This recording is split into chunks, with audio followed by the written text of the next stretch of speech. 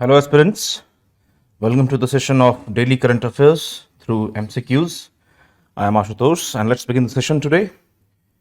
Today we have identified the 5 important topics. The first topic for us is the Public Health Foundation of India. Second is GI product, the product filigree from the state of Odisha, which has been granted the GI. The third one related with the Mahatma Gandhi Sabarmati Ashram, because the 12th March was the anniversary of Dandi March. The fourth one is nuclear waste, because recently India has launched the prototype fast breeder reactor and it's marked the beginning of the stage 2 of the 3-stage nuclear program of India. So based on that, the nuclear waste is a very important issue which will be discussed this time. So the next topic for us is the financing agrochemical reduction and management program, farm program, which is a program led by the UNEP and financed by the GEF, that is the funding mechanism. Okay, so based on these 5 topics, we are going to cover through the MCQs. So let's begin the session. The first topic for us is the Public Health Foundation of India. So basically, this was in news because in the global rankings for the schools of public health, the Public Health Foundation of India had secured an impressive second place, surpassing the Harvard. So recently there was a survey under which the rankings have been given for the schools of the public health. So this Public Health Foundation, the Public Health Foundation is a public and private, it's a public and private initiative, you can say it's public and private initiative, which has its origin in 2006 based on the recommendations of the Home Minister of Home Affairs and many public consultation in which the many gaps have been identified in the public health, and to address those gaps, this Public Health Foundations have been launched in 2006. The intention of this Public Health Foundation is to bridge the gap in the public health matters related with research, policy and training. This is the intention of this Public Health Foundation of India. Okay, so it's a public health initiative launched in 2006 with the intention to bridge the gap in the public health systems through the research, policy and training. Okay, so let's see the question based on this theme. The question says that with respect to the Public Health Foundation of India, consider the following statements. So first statement says that PHFI focuses on encompassing the promotive, preventive and therapeutic services of public health. Now this statement is correct. Why? Because of course I just told you that it's a public-private initiative in the public health sector, and the main intention, of course, to the research, policy and training to promote the promotive, preventive and therapeutic services of public health, because frequently many of which these 3 importantly lost the sight in the policy planning as well as in the popular understanding. So that's why this PHFI is an important one. It has a transformative role to play in India's public health environment, and in doing so it engages a wide array of stakeholders which include even the central government and the state government, both include in that manner, and the national and international donors, civil society institution, etc. So it's a governance based mechanism and also a school of public health. Second statement says that it acts as a think tank for the Niti Aayog's health and family welfare wing. Now this statement will not be correct. Why? Because it's not of Niti Aayog, though it's a think tank based, okay, academic and think tank research based, but it's not related with the Niti Aayog. So of course our answer will be A, that is the one only. The next topic for us is the filigree. So filigree was in news. Why? Because this Rupa Taraskari or the silver filigree work, it's a work of the silver, okay, and it's belong from the state of Odisha, okay, and it has received the GI tag. It's a silver work, received the GI tag, that is a geographical indication tag, very recently. Okay, so today it has received the GI tag, so that's why it was in news. So let's see the question based on that. And what is the term filigree associated with the we've seen in the news recently. So it's a fine metal work because it is a silver work. Okay, I hope this is clear to you. It is a silver work which has received the GI tag from the state of Odisha. Next concept and the theme for us is Mahatma Gandhi's Sabarmati Ashram. So what happened recently, that PM Sri Narendra Modi, he has laid the foundation stone. Okay, he has laid the foundation stone for the redevelopment of Sabarmati Ashram. So he has laid the foundation stone for redevelopment of Sabarmati Ashram, and also inaugurated, and in that event he also inaugurated the redeveloped Kochrab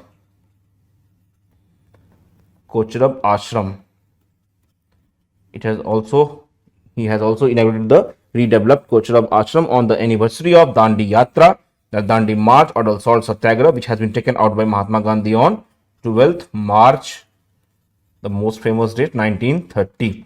So Dandi March, we all are aware, is a starting of the civil disobedience movement of India, and with the intention to break the salt laws. And Gandhi has called the taxing of the salt as a most inhumane thing which can be said to be employed on a population. Based on that, let's see the questions here. So we have to match the following. So we have to see that how many of the statements given is our correct one here. So first of all, the salt satyagraha, of course, Sabarmati Ashram, it has been informed from that. Next one is the Quit India movement, Lucknow. No, it is not of the Lucknow. Revolt of 1857 from the Jhansi. No, it is incorrect one. The correct one for the Quit India movement will be the most famous one from the Gowalia Tank Maidan. The famous one, Gowalia Tank Maidan. Okay, and in this Maidan, on the very famous, on the intervening days of 8th, or you can see the 9th of the August 1942, the Quit India movement was launched. That is the Bharat Chhoro Andolan. Okay, before that Bharat Chhoro Andolan, your question can come in UPSC on the individual satyagraha.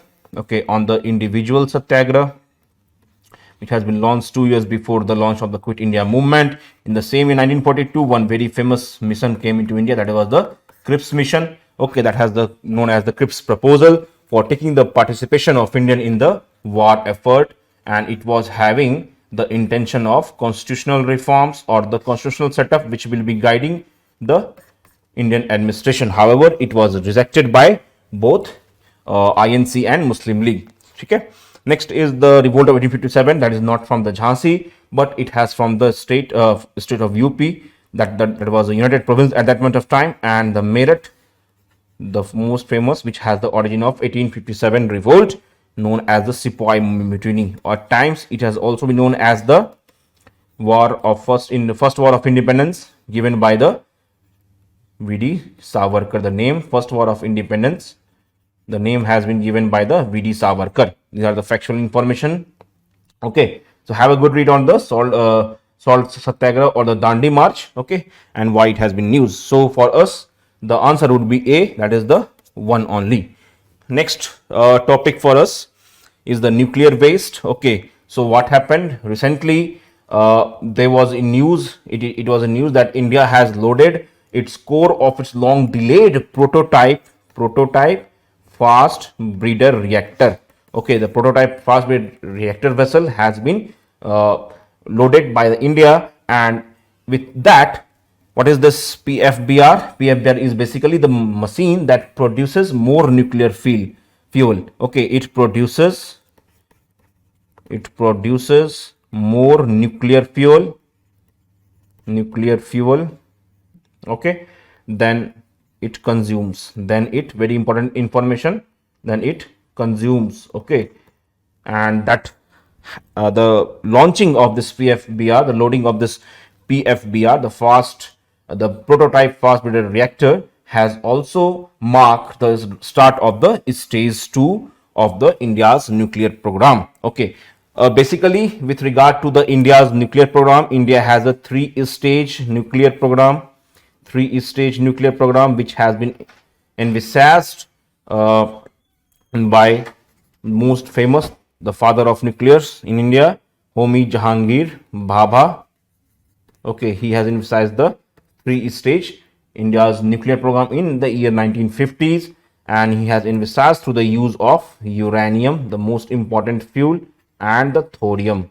What you have to understand from the prelims point of view, that the uranium and thorium has a good number of reserves in India. However, with regard to the thorium, India has one of the largest reserve. Okay, but the problem with thorium is that thorium is more difficult to use as a fuel because it requires breeding. Okay, and with regard to that prelims information, that is the that can might ask as a exceptions to you that why thorium is not so being promoted, but thorium here has been envisaged to be used in the third stage. Okay, that you have to keep in mind.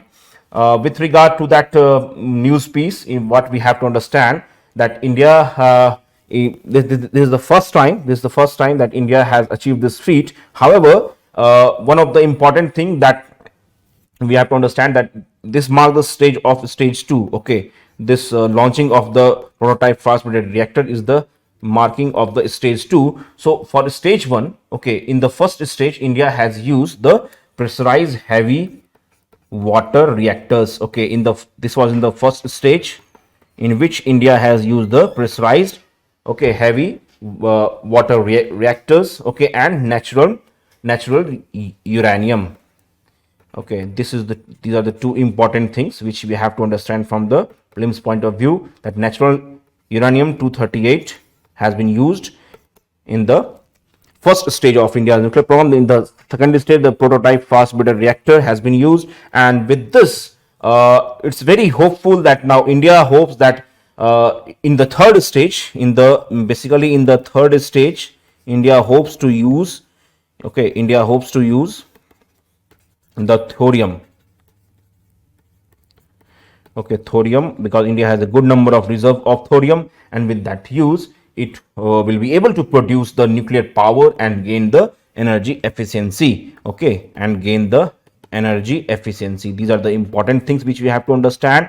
Okay, energy efficiency. Why? Because we will be using the thorium one here, and this marks the stage starting the fast prototype of the fast breeder reactor has marked the start of the stage 2, and in the next stage, in the third stage, we are going to use the thorium. Okay, this was the news piece which has been there, and so that's why I hope this will be helpful for you. However, one caveat is that nuclear energy produces a lot of waste, so that's why the nuclear waste has been taken as a theme. I hope you got the point, conceptual clarity with regard to the three-stage nuclear program. So it started in 1950s with the effort of Homi Jahangir Bhabha, who wanted to make India a nuclearly independent nation. Nuclear has also the strategic deterrence capabilities. So now see the next question we have. Consider the following statement. This is based on the nuclear waste. So first statement says that in India, the nuclear waste are segregated, okay, on site as per the solid waste management rules. Now you tell me why this is incorrect. I will mark it incorrect. Why? Because the nuclear waste are more heavier and they are more higher level of waste than the solid waste management. Solid waste management mainly compass of the domestic and some of the industrial waste. Okay, that can be managed through the solid waste management. Okay, the waste which have a solid nature, okay, that is not liquid in terms of their nature. So that's why solid waste management rules will not apply in the nuclear waste. Okay, for the nuclear waste, the waste which includes mainly the uranium, plutonium, and other radioactive elements which are released or made, in fact, which are made during the fission reaction. Okay, what is fission? Most of you might be knowing that it is a reaction in which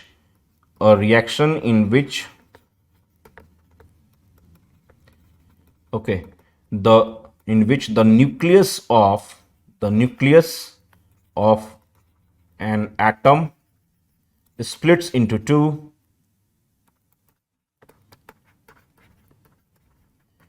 or more smaller nucleus. Okay, so it produces a very large amount of energy. However, with that, the waste also get released, that is the uranium, plutonium and other radioactive materials, and they are segregated.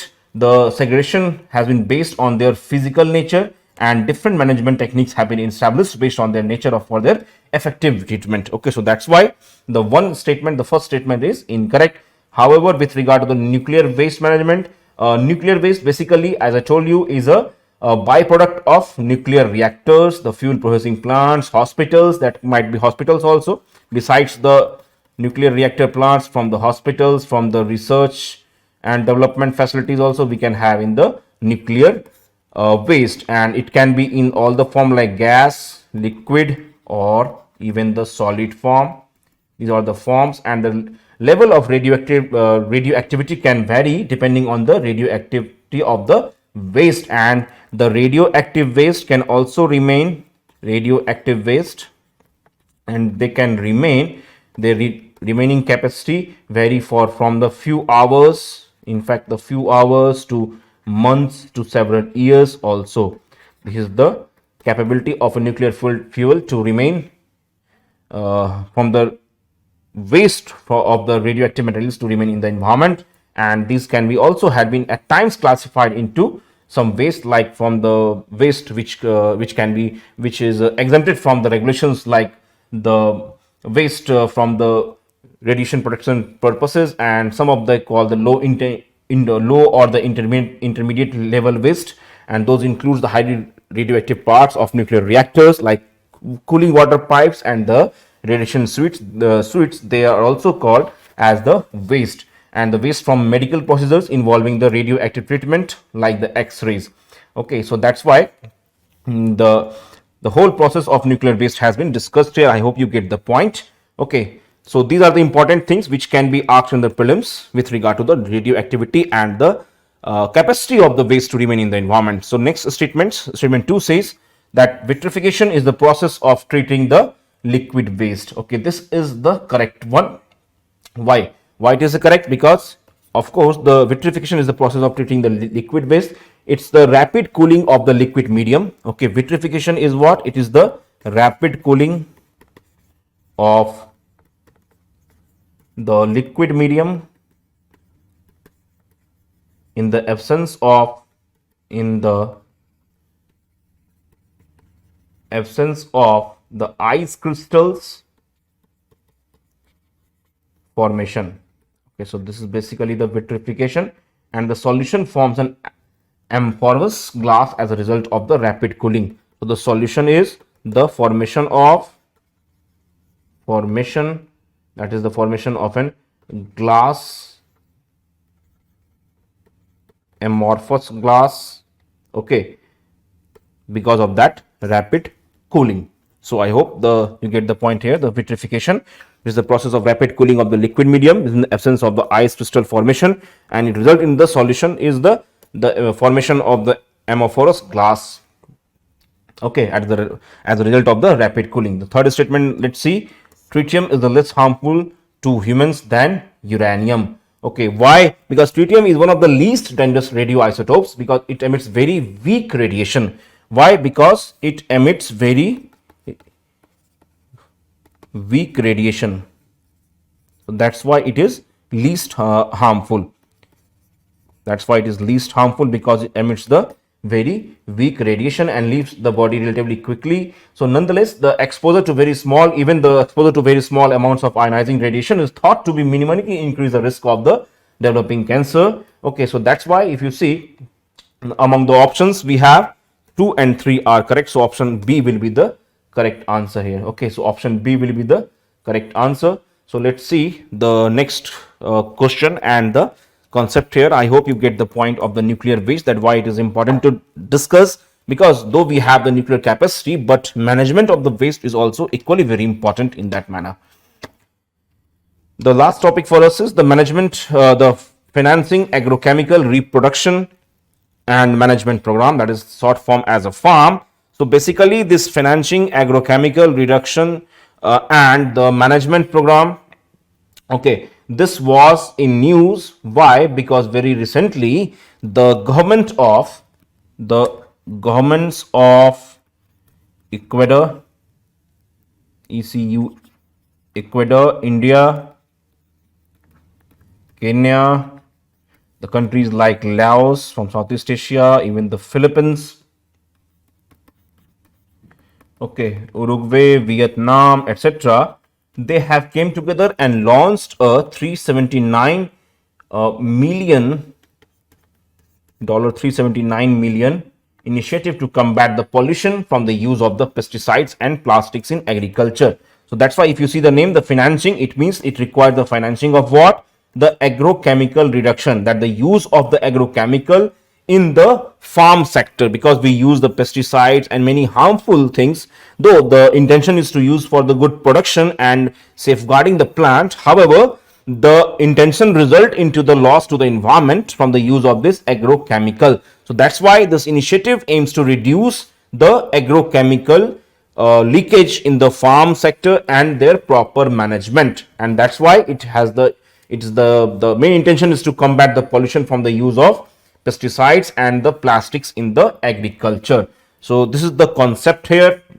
Okay, one thing you have to understand, that this farm is an though it's an initiative, but it is mainly, as I told you, $379 million initiative for a 5 years period, and it has been funded by the Global Environment Facility known as the GEF, and it is led by the United Nations Environment Program, and it has a cooperation of UNDP also. So basically, what is GEF? GEF, we all know, it's a multilateral.